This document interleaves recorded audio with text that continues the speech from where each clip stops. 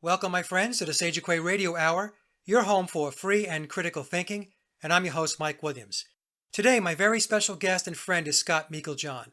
Scott is the proprietor of Gojira Fx guitar pedals out of Scotland. I caught up with Scott to talk about his company, his custom builds, and approach to guitar effects. We also discussed the overall state of guitar gear as competition heats up across the world. And so, without further ado, here's the conversation with Scott. Well, folks, we're going to have a great show today, and this one is going to be very different. I'm going to depart from the typical conspiracy research and alternative research, and I'm going to talk to a friend of mine, Scott Mickeljohn, who is the proprietor of Gojira Fx guitar pedals out of Scotland. And recently, I guess about a month ago or so, maybe a little longer, Scott sent me two of his pedals, his distortion pedal and his 808 tube screamer. And I've been playing these pedals. I've been using them for the last few weeks, and I love them. They are great sounding pedals. And so what I wanted to do was just to catch up with Scott because musical instruments, as many of you know, I'm a guitar collector, and I'm even more fascinated by folks that are able to build things like guitar pedals, because this is something not within the realm of my awareness. You know, I just buy them and use them, but to actually make them is fascinating to me. So, Scott, welcome, and thank you so much for coming on the show. Thanks a lot for having me, Mike. It's a pleasure.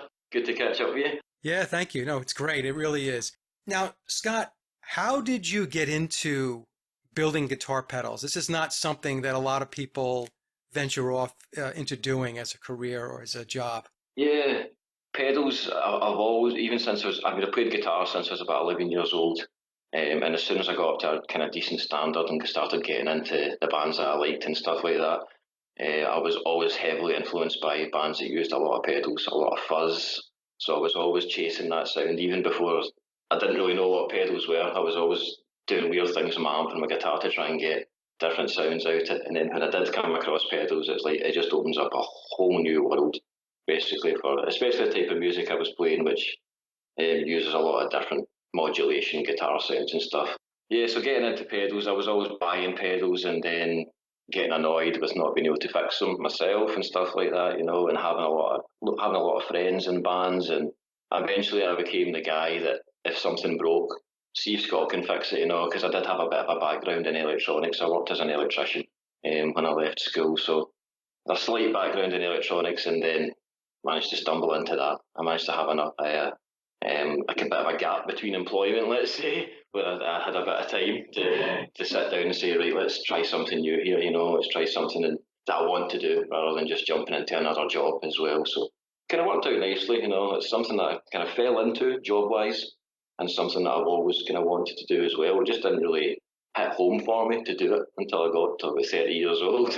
Well, like I said, what I'm going to do, I mentioned to Scott before we get started here, folks, that what I will do at the tail end of this show is I will demonstrate the pedals. And again, I have the distortion pedal and the 808 screamer. Both are great pedals.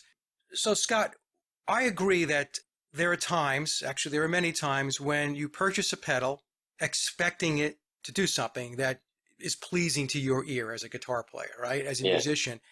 And then once you get the pedal and you're playing around with it, it's kind of like it's not really what I thought it was going to be. I'm not getting the sound that I want out of it, right? So how do you go about getting the sound that you want? I know this might get a little technical, but the components within a pedal, as an example, if we take a distortion pedal, and folks, here's the distortion pedal that Scott sent over to me, and we'll get into the artwork in a moment, but as you can see, this is the Sgt. Pepper album cover, and let me just pause here for a second and show the other pedal. This is the 808 tube screamer, and again, the artwork is custom, and Scott did this for me, and this is great. That's Billy, and again, Billy looking a little sad, I guess because he's disclosing. He's not really sure how people are going to take it. So how do you go about getting the sound that you want out of the pedal? So if it's a certain distortion sound that you're looking for, how do you do that? A lot of it is total trial and error, is sitting down and experimenting. Thankfully, because there's just been I didn't start doing it until quite recently. There's been so many people behind me, and because of the internet as well, that there's so many frameworks there that I can start from, and I can go and look at a circuit like an existing popular circuit that I know is verified and works, and then I can start changing wee parts of it and work from there, So it's when I first started building them, it was find something like a tube screamer or another kind of distortion pedal, build it up, understand it, find out what's going on there, and then you can start experimenting a wee bit more. But still, it is a lot of trial and error, like absolutely. I mean, it's making the mistakes that I learn how to do things.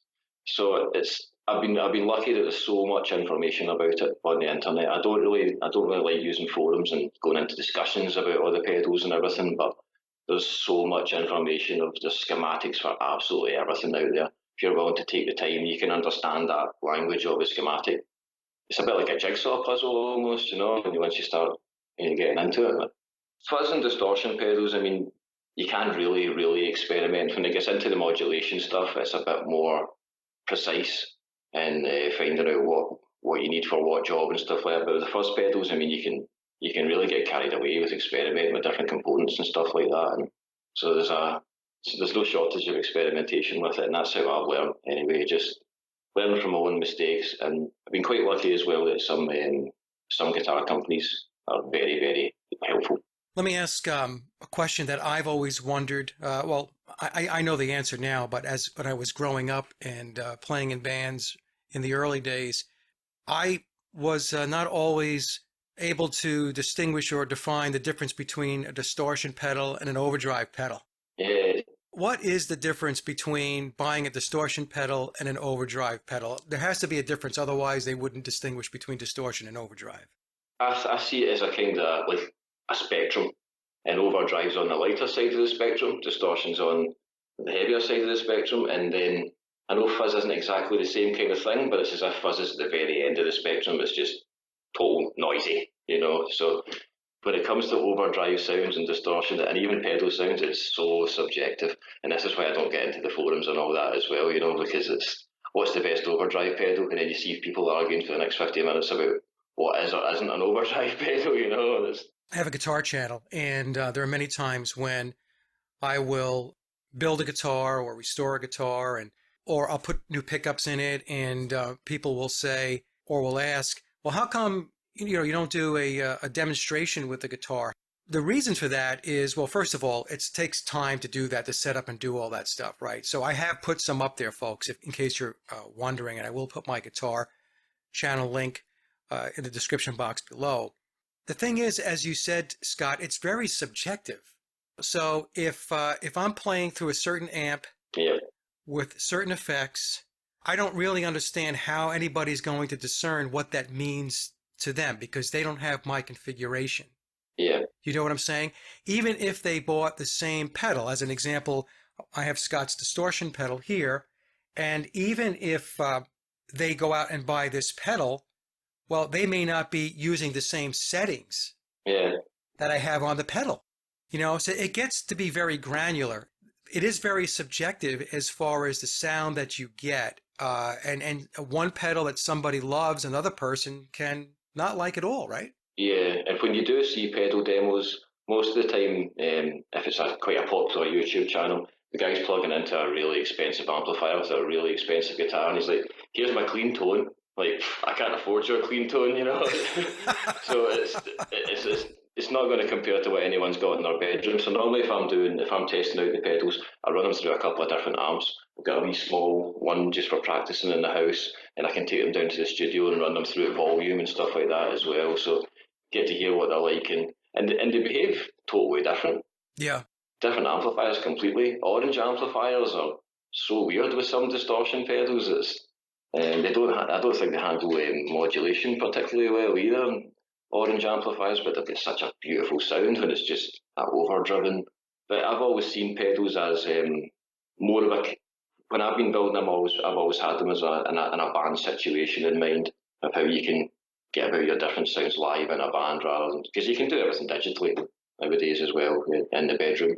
No, it doesn't always sound the same, but I'm an old school amp guy. I don't like all of the sampling and all of the built-in effects. I don't like that. In fact, I find that many times I had a Spider 112 amp. I sold it about a month ago or so. I had it for a long time. It was one of my amps. I have maybe 4 or 5 amps.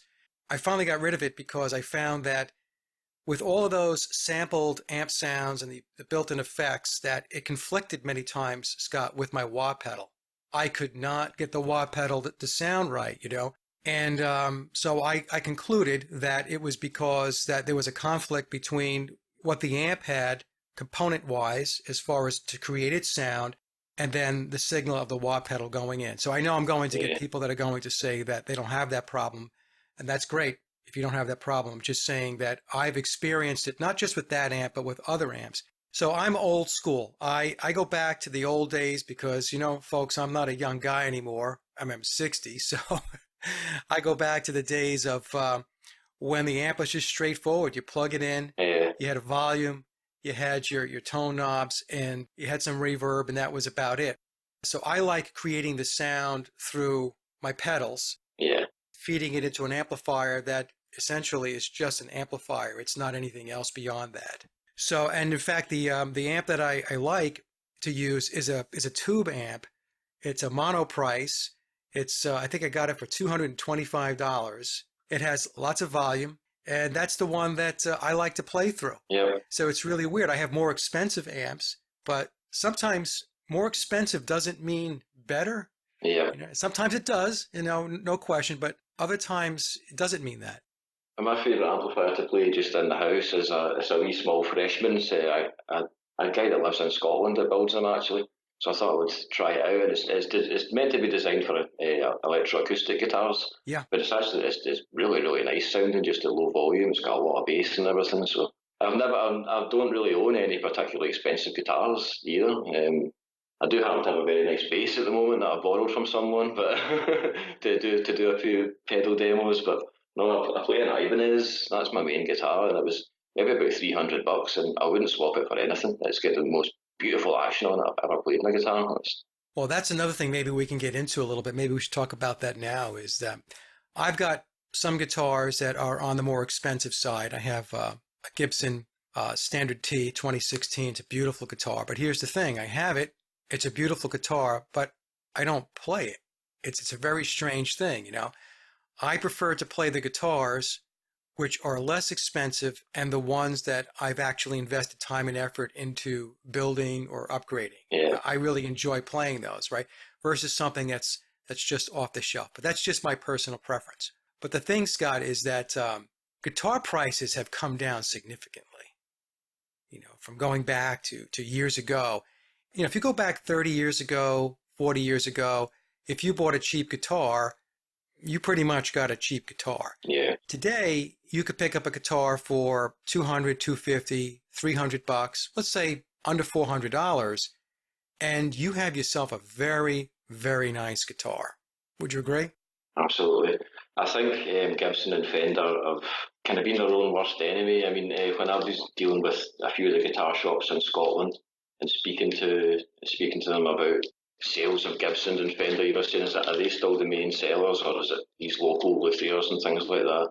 And they were saying Gibson and Fender, they make all their money out of t-shirts, badges, things like that nowadays. That's where most of their income comes from. So I think a lot of guitar shops are more inclined now to try and get the smaller companies in as well, especially with pedals as well. There's no markup for them. There's no money to be made for a small guitar shop selling Boss pedals or something like that, which are great pedals, you know, and everybody wants them, but it's hard for the industry then, you know, for someone with a small shop. So the more they start getting smaller makers in, absolutely the greater it is for all of us. It means more choice as well. Like I said, I have the genuine stuff. I mean, as far as the Gibsons and the Fenders, and some of them are on the more expensive side of the house. And don't get me wrong, they're very nice guitars. They play well.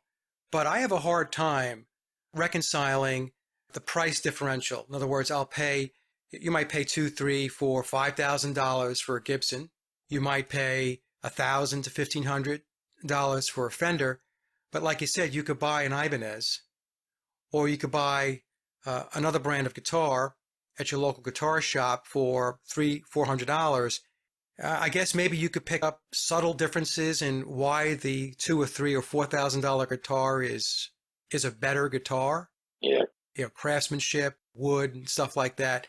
But it's very hard to defend the difference in price. Yeah. So it's not $2,000 worth of enhancements or feel-good stuff, in my view. That's been my experience. So Gibson and I think Fender to a lesser degree, because Fender did a nice job with the whole Squire line of guitars. Yeah, absolutely. They did a nice job of introducing Squire and keeping that as basically their entry level, and really good guitars, nice guitars. They're well made. Yeah.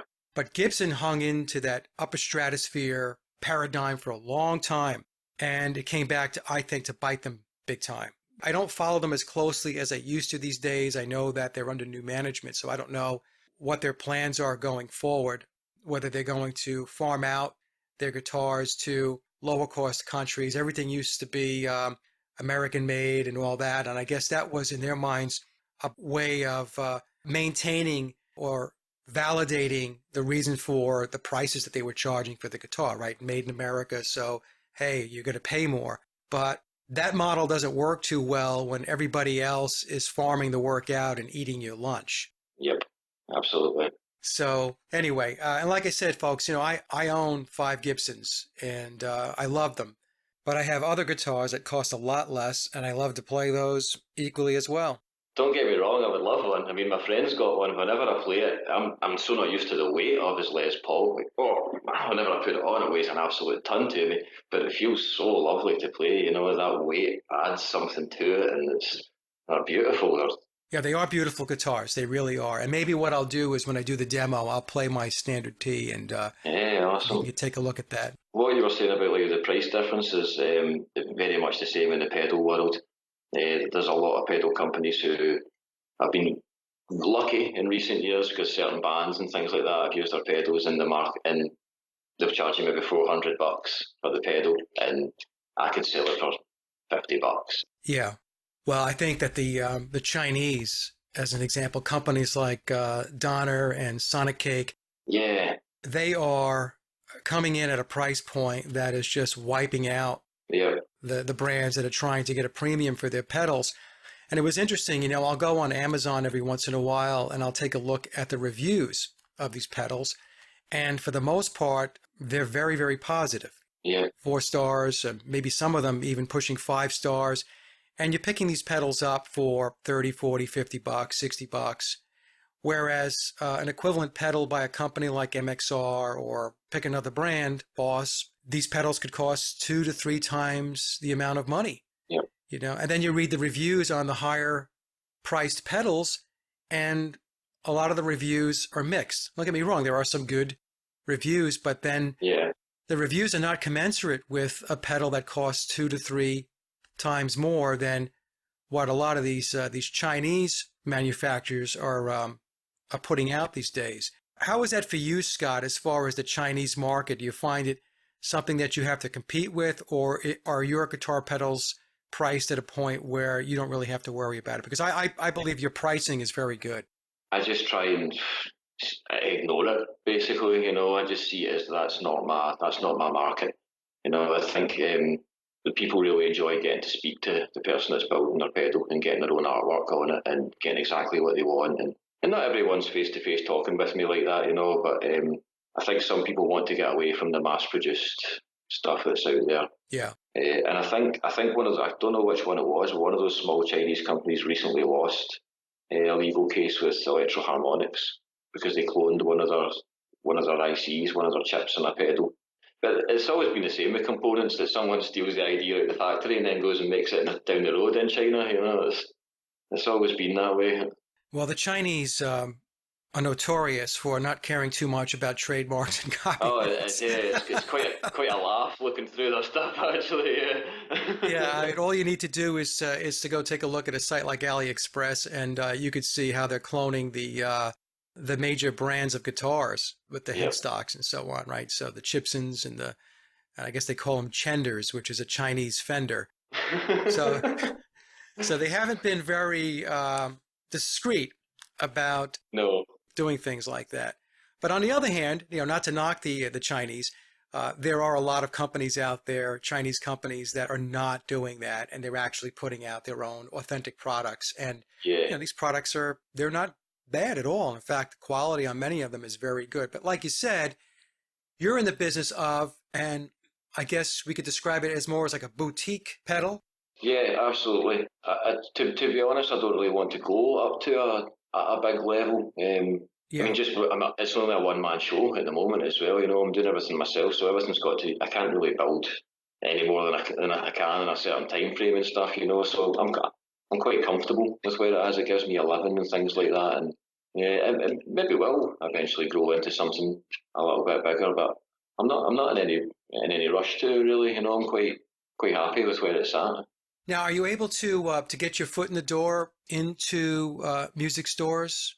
Yeah, I've been to a few all over Scotland, and it's only really the independent ones that I really bother speaking to. It's not really with the chains and stuff like that. It's not really worth my while. It's not really worth my time then to give them a pedal in. They want to give me a really small percentage back. It's just doesn't really work. So if I go into the small independent ones, I can work something out face to face, and they've all been very good. They're all quite pleased to promote someone local who is building that kind of stuff, and yeah, it's been good that way. Yeah, I prefer going to the smaller music stores. I was just in L.A.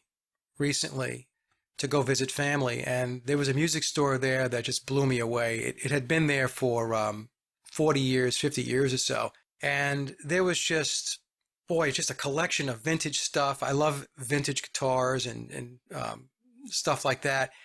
And it was just nice to be there because you could see different designs of guitars and the different looks. And, you know, in my view, there was a uniqueness about a lot of the instruments that came out decades Yeah, ago. yeah, I mean, even I'm a big collector of the old Japanese lawsuit era guitars. I love that stuff. And I have probably 10 vintage made in Japan guitars that are in beautiful condition these days. Some of them I've had to work on and restore, but they're excellent. I love them. But when you go into the chains, like here in the United States, we have Guitar Center and we have Sam Ash, right? It's all of this homogenized, run-of-the-mill, standard issue stuff. yeah. I don't know. For me, that doesn't do it for me. It's just something very static, very sterile, and very boring about what it is that these stores are trying to sell. Yeah, I can understand that some people want to chase a tone that they love. I want to sound like that musician, or I want to sound like that. So there's always going to be, the market for the run of the mill stuff. But yes, thankfully I've got a lot of people who are wanting to sound very different. They want their own unique sound, and they're looking for something they can't find out there in the market. So even if it's just, it's not always just like a tube screamer or distortion pedal. Sometimes somebody will want something with a bit of weird looping in it, with just a weird routing system, so they can have two amps going at the same time, so they can have like an octaved sound, like a kind of bass sound going through one amp and then their guitar. The shape of bands nowadays is very, very different, if you like, to what it was in the 70s, 80s, and even 90s, with the amount of different gear that people are using through guitar amps. And you see people nowadays with a synthesizer and a bigger pedal board than some guitarists. So there's also a market for that, for marketing pedals to people who use synthesizers and keyboards and obviously basses as well. Now, on your website, I was taking a look, and you have a number of pedals. I'm in the market for a flange and a new phase shifter. So can I get that through you? I've been meaning to get onto the phasers. Yeah, absolutely. It's not something I have. Like the pedals that are on my website are my bread and butter pedals, if you like, the ones that I've got a big pile of PCBs there for, the printed circuit boards, and then they're just ready to go in the custom orders and everything. But yeah, I mean, how I actually end up adding a pedal to that range is normally because a customer comes to me and says, I want this, can you build this for me? Build it, end up really liking it, thinking, yeah, this is a keeper. We'll put this one into the range as well, So absolutely, that's how a new pedal comes about for me. Normally when somebody says, you don't have this, can you build this? I'm like, let's give it a go. We'll see what we can do. All right. So I think what I'll do is I'll hit you up after this show for a No phase problem. pedal and a flange. Sound good? Yeah, sounds good to me. Yep. All right. All right. So we'll Awesome. give that a shot and see how that turns out, which I'm sure is going to turn out great. Now, Scott, the other thing I wanted to ask you about, a lot of guitar players, there's a lot of quibbling and arguing and debating about when you have a pedal board, the sequencing or the chain of pedals, what goes before what. Yeah. And so I'll give you my setup, and you could tell me if you have something different in mind or whether I should tweak mine. But well, first of all, I'll have the guitar will come in first into the tuner, Yeah. and then after that, I'll go into the compression box, then my wah pedal, and then from my wah pedal, it'll go through my distortion and overdrive pedals, and then into my chorus and delay. So that's how I do it. I sequence it that way. Does that sound like a reasonable chain? Yeah, Or is there anything that you would tweak? that's how I would do it. Again, I start to think of it in that kind of spectrum way, that I start off with obviously your pedals like your tuner, and I use an octave pedal as well, an analog octaver, so I keep it very early in the chainings, and you want a really clean signal going into like your tuner and an octaver. And then I start to go from kind of light to heavy, my overdrives, my distortions, my fuzzes, and then into the modulation, the delay and reverb last. Like what you were saying about Laz earlier, they're notoriously bad for sucking tone and messing up the line, if you like, from guitar to amp. So have you ever tried using a buffer pedal? No. Well, it might be worth putting a buffer before or after your wah-wah. It just sometimes smooths it out a wee bit, because wah-wahs are really bad for sucking tone. Okay. Especially if you've got a long line of pedals. By the time it goes through all the pedals, it's nowhere near the same signal as it was going in. Yeah, so put the buffer pedal before the wah pedal? Yeah, put the buffer pedal quite early in the chain, and it'll just smooth stuff out. Some people, even if you've got a big long chain, I'll send you a couple of buffer pedals over, because they're just wee tiny things, so it's just in and out, there's nothing to it. And I'll send you over those other ones. Put one at the start and the end of your chain, and just even move it about, see what makes the best difference. It does make a bit of a difference that when you're using a big long chain of pedals and you plug it in, it sounds like you've just plugged straight into the amp rather than you're going through all the pedals. So they're definitely worth a try. But pedal, very, very subjective. You see people arguing about it all day. Should I put more overdrive before my fuzz? And it's like, it totally depends what sound you're trying to get. The other one that you see people arguing about is whether to put your pedals in going in the front of your amp, or whether to put them in like in the FX in and out loop at the back of your amp. You see people arguing about that. No, you've got to have the delay in there. I never ever used the FX in and out when I played in bands and stuff like that. It's always been straight into the amp. Yeah, that's how I do it too. Straight into the amplifier.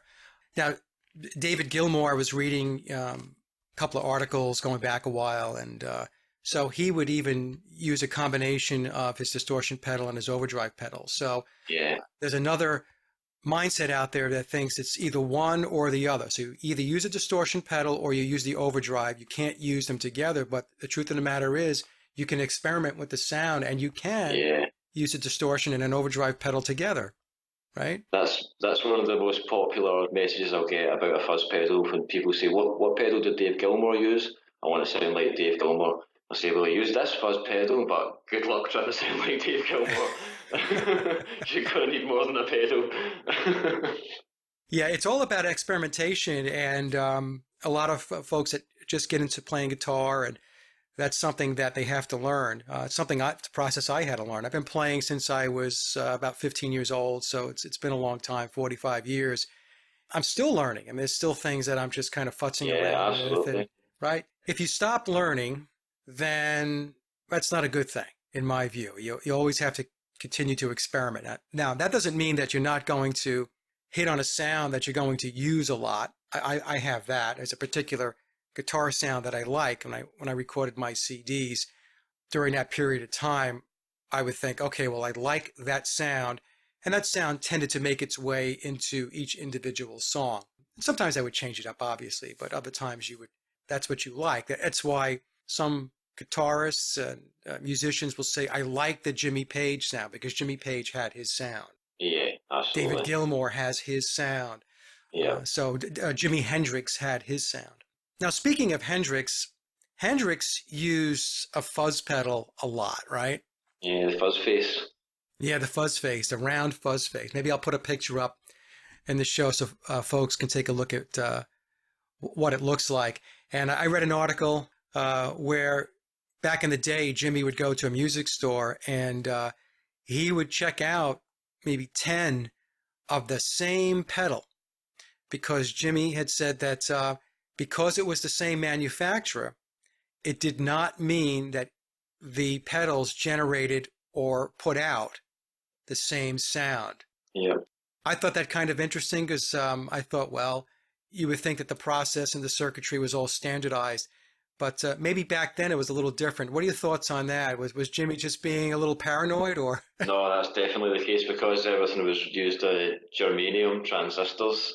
The sound can vary so drastically with just a slight difference in those transistors. So getting two that match perfectly is going to give you a very different sound to two that match perfectly on another range. So yeah, absolutely, it's very, very true.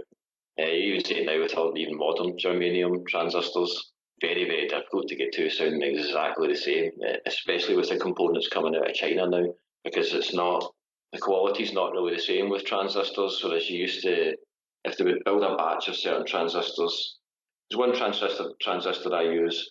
As they would bring them out, there would be 10 different versions of it because it would be on a range, if you like. So now they just sell them as, there you go, that's the transistor under one value, whereas before, when they were being made in America, you would have 10 different versions of that one transistor so you could get the precise value.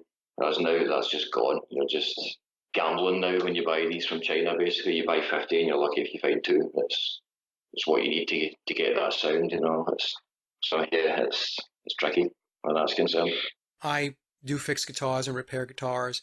A lot of the parts, whether we want to like it or not, are coming out of China.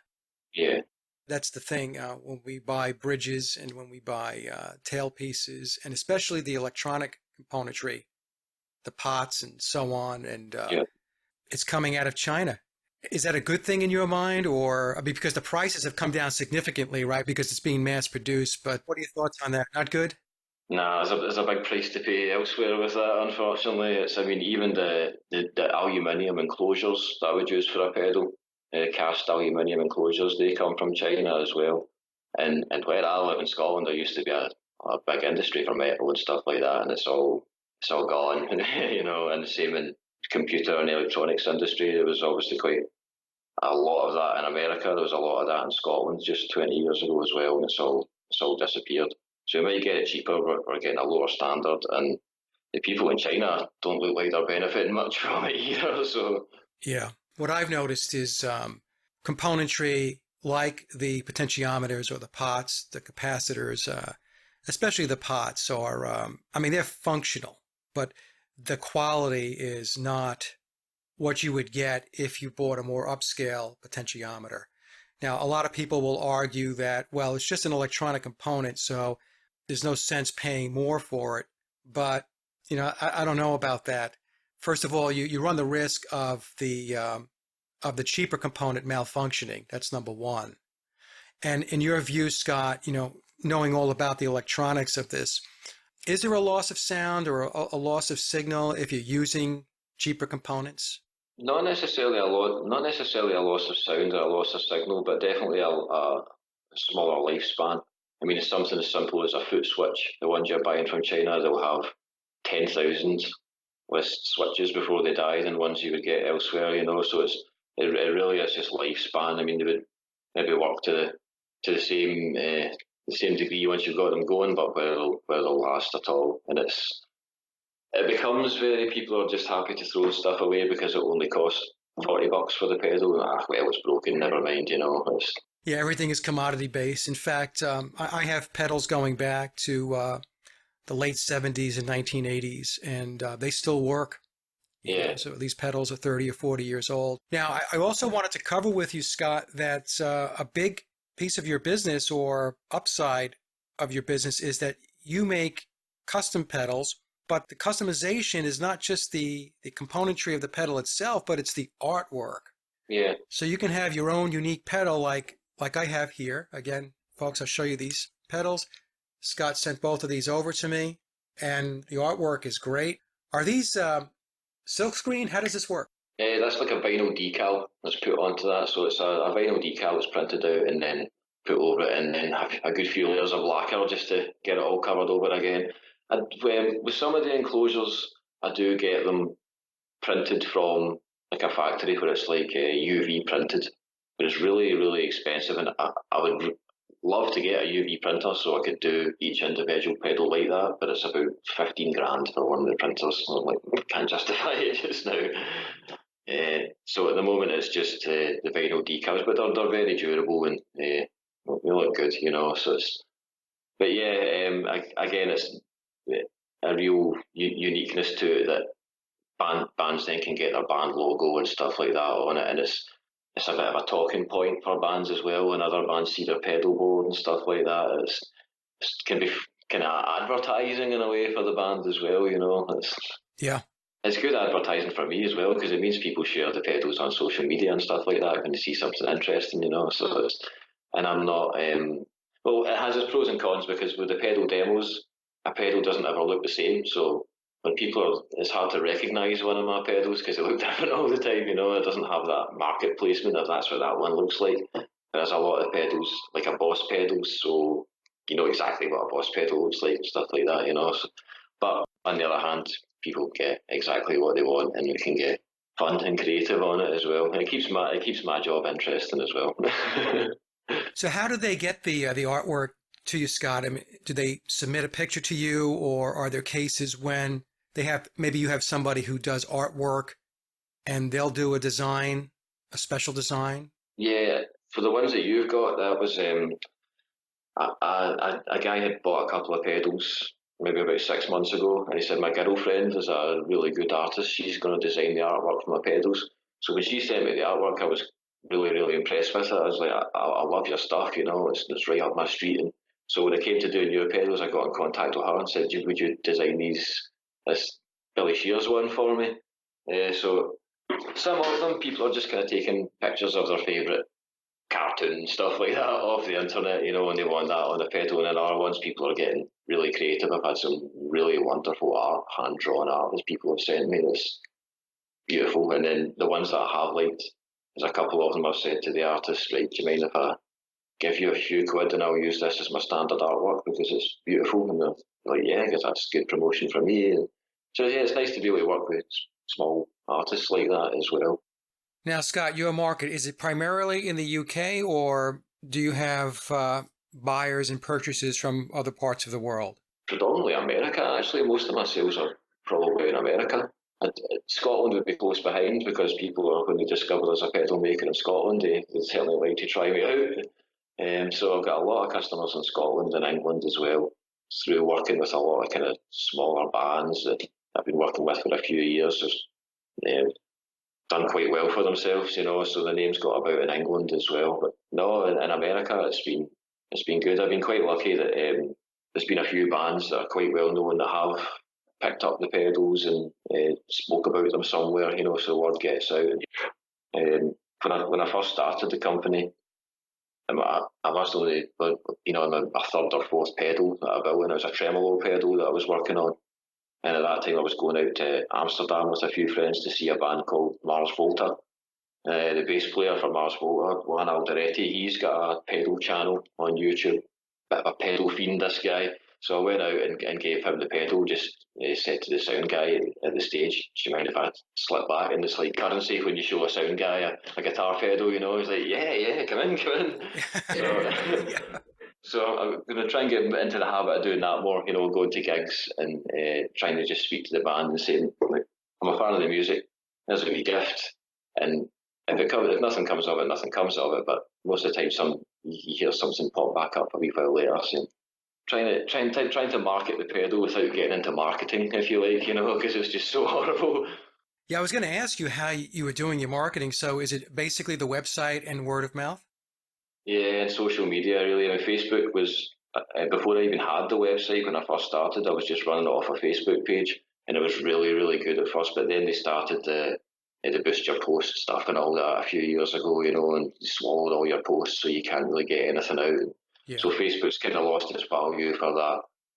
Instagram is probably one of the best as far as social media is concerned for me for that, because it's all just pictures then. So yeah, really just that and word of mouth.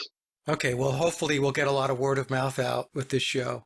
I'd like to start going to a few more guitar shows. I've done a couple in the past where you can set up a stall at a guitar show, but it's expensive to do as well. And being a one-man band, it can be a bit of a headache. But yeah, I would definitely like to do that some more. Plus, it's long days whenever you do expos.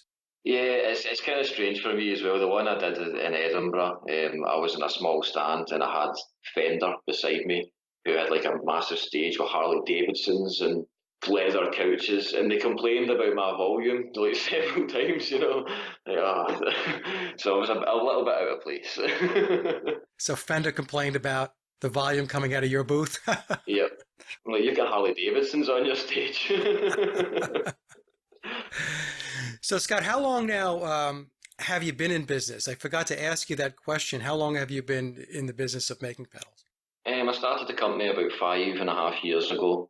I wasn't at it full time. I was still kind of working part time to try and get the business off. But for the past 3 years, I've been at it full time. I was working part time last year. One of my friends opened up a restaurant, and I was going down there for free food as much as possible. When you got a friend with a restaurant, like I'll help out. So I was down there quite a lot, and the pedals took a wee holiday for a couple of months last year. But now I came back at it, and I'm glad to get my teeth back into it and get experimenting more. Rather than just building the same old pedals, I'm taking a bit more time to do a bit more experimenting and hopefully get something quite interesting out soon. Yeah, very good, very good. Well, it's been a great discussion, Scott, and I'm really glad that we connected. And I want to thank you again for sending these pedals over. And he refused payment. Well, as I said, you've been my soundtrack for them. When I'm sitting building pedals, if I'm not listening to music, I'm normally listening to a podcast or a lecture on something. So it's nice to be able to say thanks back or something like that. Something you appreciate. So. Well, thank you, Scott, for the kind words. And it's the reciprocating that really is wonderful, especially for those of us that are in the alternative research/truther community. Yeah. So, and that's why I wanted to do the show with you, because it was the generosity of the pedals is just immense. And I was really taken back by it. So I wanted to be able to get you on the show and also to help you out with your business, because music is really my first love. Yeah. As I mentioned when we started the show, I find things like making pedals and effects and stuff like that to be extremely fascinating. So it was really my pleasure to have you come on and talk about it. That's why I think it's been so interesting and why so many people have gravitated towards your Paul is Dead research as well, though, because you are a musician and because you're looking at it through the eyes of a genuine Beatle fan and stuff like that. So a lot of us are going through that, with not just the Beatles, but all of our musician heroes through the years, So it's to not just hear about someone coming at it through a conspiracy kind of way, and coming at it from that side as well is nice. I can understand why people do. Yeah, it's the hardest part of it, Scott, is that, like you said, I was a Beatle freak. Mm-hmm. The Beatles were gods to me, growing up and listening to their records. And I have a vinyl collection of Beatle records that would blow people's minds. I mean, for years I collected their vinyl from all around the world. And some of the vinyl that I have is very collectible. As I went down this journey and I started looking into what they were all about, the air was taken out of the tire, just a little bit. And people ask me now, and I'll ask you this question maybe before we end the show here. People will ask me, do I still enjoy the music? And the answer is yes, I still enjoy the music because the music is still very good. It's still great music. But here's the caveat. The spark that used to be in me with regard to what and who the Beatles were, based on the story that we were told, right? The myth that we were told, made the music special. But once you get into what really went on, the special piece of it kind of gets stripped away. Yeah. And now it's not special to me anymore. Now it's a person coming at it, me being that person, and listening to the music and having an appreciation for the craftsmanship of the music, Yeah. the production value of the music, the layering of the tracks, the quality of the construction of the songs, that I still have a tremendous amount of appreciation for. But the glitter that used to be there, it's not there anymore. Sorry. No, absolutely. What about yourself? How do you feel about it? Yeah, I probably share your opinion there that I can still listen to their music. I listen to it in a very, very different way. But it's not just the case with the Beatles for me. That's been the case with so many bands that there's hardly any bands now that I can kind of look in the eye while I'm listening to. There's very, very few left. But like you say, the musical appreciation of it. I mean, there's a lot of kind of modern bands that are glaringly obvious that they're social engineering tools, but some of the musicianship and like metal bands, not necessarily pop bands, like I would say for an example would be a band like Slipknot, who when you look at they're like something from an American wrestling thing, it's like just cartoon. But yeah, you listen to the drummer and I'm like, oh, wow, the drummer is amazing, so I can still appreciate certain aspects of it. I just don't buy into it the same way. I know what you're saying because I was in the car yesterday and I had a Led Zeppelin CD and I popped it in. I loved Led Zeppelin too. I still love Led Zeppelin. Jimmy Page was a huge influence on me as a guitar player. Jimi Hendrix, and I'm listening to Stairway to Heaven, and I know from doing the work that there's backmasking in Stairway to Heaven. Yeah. It talks about Satan, and so as I'm listening to it, I'm thinking to myself, gee, is this the verse that has the backmasked message about Satan? Whereas before I got into all of this, I just enjoyed the song. But there's something quite strange to that. I remember having this conversation with someone that I used to listen to music differently before I learned how to play an instrument. And then that almost changes because you listen to what the guitar's doing and the drums doing. Whereas before it was just like one piece that you listen to. So yeah, it's evolved it even more. That's a very good point. Yeah, we should talk about that a little bit because I have the same thing. When I go to concerts and I listen to the music, I listen to the music as a guitar player, so I'm listening for how they're doing a bend or, the tone of the guitar. We just went to go see Joe Bonamassa, I love Joe Bonamassa. I mean, I know some people are like, oh, he's just a blues pentatonic guy. Yeah, but he's a great blues pentatonic guy, And his band, along with Joe, they were impeccable. So as I'm sitting there in the audience, I'm listening to Joe play. I'm watching Joe play, taking a look and seeing if I could pick up something new for myself that I could steal from him. Yeah. Whereas, the person sitting next to me is not doing that. They're just taking in the listening experience. And sometimes I wish I can do that. Sometimes it's just good to listen, right? Yep, absolutely. Yeah.